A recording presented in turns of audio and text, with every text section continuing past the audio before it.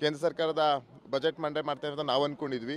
ಇದು ಕೇಂದ್ರ ಸರ್ಕಾರದ ಬಿಹಾರ ರಾಜ್ಯದ ಬಜೆಟನ್ನು ಇವತ್ತು ಕೇಂದ್ರ ಸರ್ಕಾರದವರು ಮಂಡಿಸಿದ್ದಾರೆ. ಮೊದಲನೇದಾಗಿ ನಾನು ಯಾವುದನ್ನು ತಗೋತೀನಿ ಅಂತ ಹೇಳಿದ್ರೆ, ವಿತ್ತ ಸಚಿವರು ನಮ್ಮ ಕರ್ನಾಟಕ ರಾಜ್ಯದಿಂದನೇ ರಾಜ್ಯಸಭೆಗೆ ಆಯ್ಕೆ ಆಗಿದ್ದಾರೆ.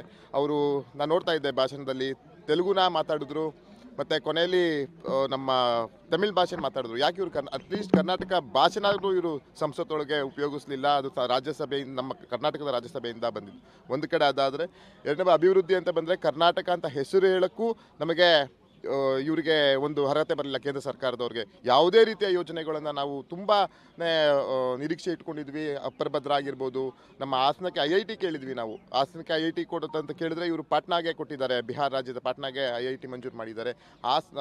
ಕರ್ನಾಟಕ ರಾಜ್ಯದವ್ರಿಗಿರ್ಬೋದು, ಹಾಸನ ಜೊತೆ ಏನು ಇವ್ರಿಗೆ ಅನ್ಯಾಯ ಮಾಡಿದ್ದಾರೆ ನನಗಂತೂ ಗೊತ್ತಾಗ್ತಾ ಇಲ್ಲ. 19 ಜನ ಲೋಕಸಭೆ ಸದಸ್ಯರಿದ್ದಾರೆ, ರಾಜ್ಯಸಭೆ ಸದಸ್ಯರುಗಳಿದ್ದಾರೆ, 5 ಜನ ಸಚಿವರಿದ್ದಾರೆ. ಇವರು ಕರ್ನಾಟಕ ಜನಕಾಯಕ ಹಿತಾಸಕ್ತಿಯಾಗಿ ಮಂತ್ರಿ ಆಗಿದ್ದಾರೋ ಇಲ್ಲ ಇವರ ಒಂದು ವೈಯಕ್ತಿಕವಾಗಿ ಹಿತಾಸಕ್ತಿಗೆ ಇವರು ಮಂತ್ರಿ ಆಗಿದ್ದಾರೆ ಅಂದರೆ ಒಂದು ಯಕ್ಷ ಪ್ರಶ್ನೆ ಆಗಿದೆ. ಮುಂದಿನ ದಿನಗಳಲ್ಲಿ ಕರ್ನಾಟಕ ರಾಜ್ಯ ಜನ ಇದನ್ನ ಸೂಕ್ಷ್ಮವಾಗಿ ಗಮನಿಸ್ತಾ ಇದ್ದಾರೆ.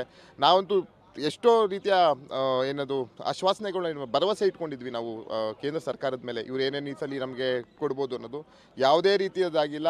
ಮಲತಾಯಿ ಧೋರಣೆ ಮಾಡಿದ ಇದು ಅಕ್ಷರಶಃ ಏನು ನಿಜವಾದಂತಹ ಒಂದು ಏನಂತ ಎಕ್ಸಾಂಪಲ್ ಆಗ್ತಿದೆ ಇದು.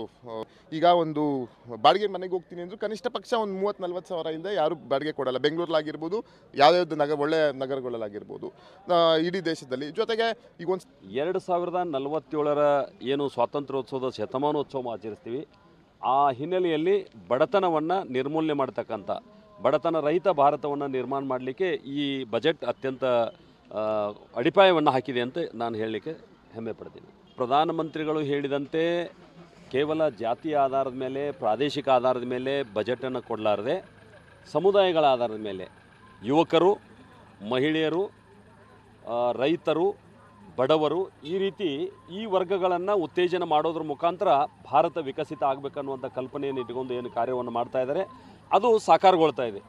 2040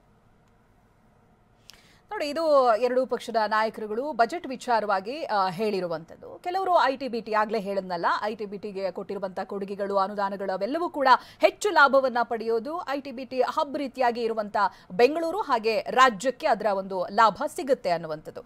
ಇನ್ನೊಂದು ರೀತಿಯಾಗಿ ಲೆಕ್ಕಾಚಾರಗಳು ಹಾಕುವವರು ಇದ್ದಾರೆ. ಈ ಯೂನಿಯನ್ ಬಜೆಟ್ನಲ್ಲಿ ಅತಿ ಹೆಚ್ಚು ಪ್ರಾಶಸ್ತ್ಯವನ್ನು ಬಿಹಾರದ ಕಡೆಗೆ ಕೊಡಲಾಗಿದೆ ಅಂತ, ಅದು ಕೂಡ ಈ ಮಕಾನ ವಿಚಾರಕ್ಕೆ ಸಂಬಂಧಪಟ್ಟ ಹಾಗೆ.